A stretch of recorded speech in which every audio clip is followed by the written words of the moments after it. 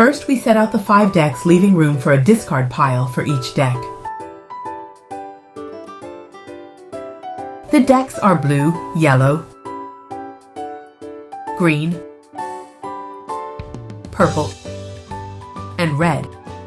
We will be drawing our cards from these decks. We have a 2-sided quick instruction card, quick description card for reference. There is also a rainbow deck which we'll use in a minute.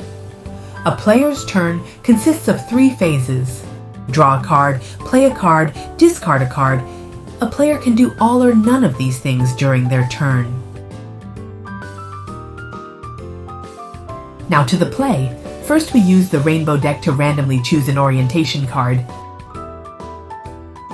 We will use this card for the rest of the game.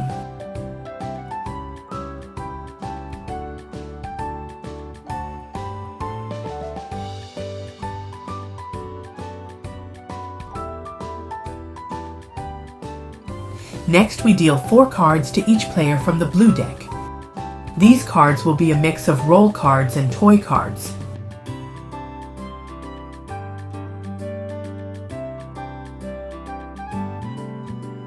The symbols in the corner of the card and the text show which kind of card it is.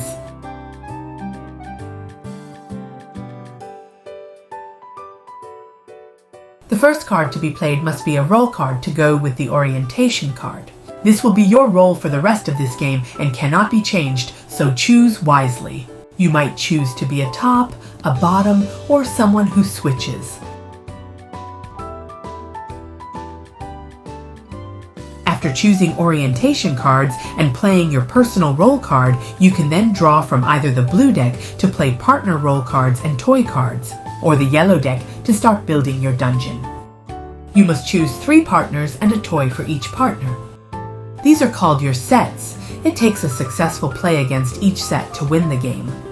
Be sure the toys you choose are a good match for your partner.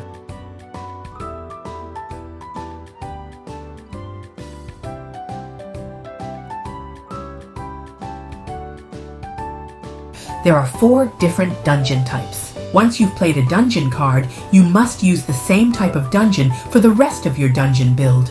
A fully built dungeon is 9 cards. There are 5 required types of dungeon cards, and the rest can be anything as long as it matches your style.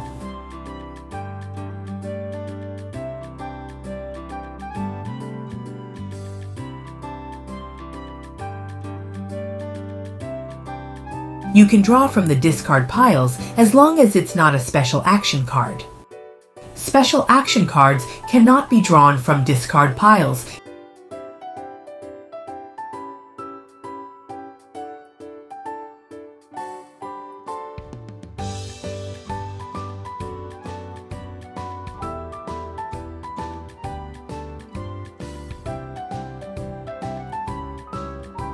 Each deck has a number of special action cards. Most special action cards can be held in your hand to use later. Simply follow the instruction on the card to see what happens when you play it. Once you have a partner and a toy in any set, you can draw from the green deck. The green deck holds the consent cards which are needed before you can play with a partner. There are 3 types of consent needed for each player set.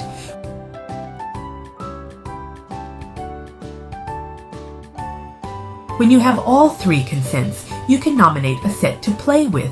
Take a card from the purple deck, but watch out. If you get an oh no, you will have to draw a card from the red deck. You might draw a minor injury card that has a minor or no penalty.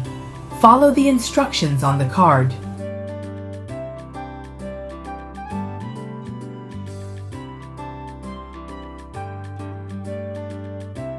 Before you draw a play card, be sure to tell the other players which partner you are planning to play with. If you draw a play card, see if it works with your set. In this case, a latex vacuum tower really doesn't work with a Wartenberg wheel full of spikes. Sometimes it's not immediately obvious that you can play the way the card says, but if you think you can make it work, go for it. However, you might be challenged at the end of the game if the other players disagree.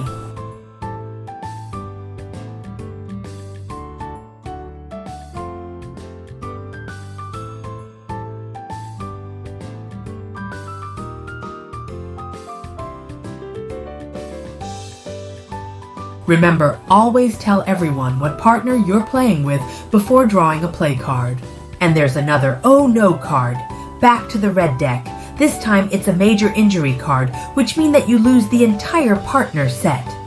Don't be worried though, it's often easier to build a new set later in the game, as you can also draw from the discard pile, giving you a chance to quickly get your cards back. Also, be sure you have your dungeon in order before each play. 3 required cards for the first play, 3 more cards for the second play, and all 9 cards, required and extras for the last play. And that's it, 3 successful plays and the game is yours!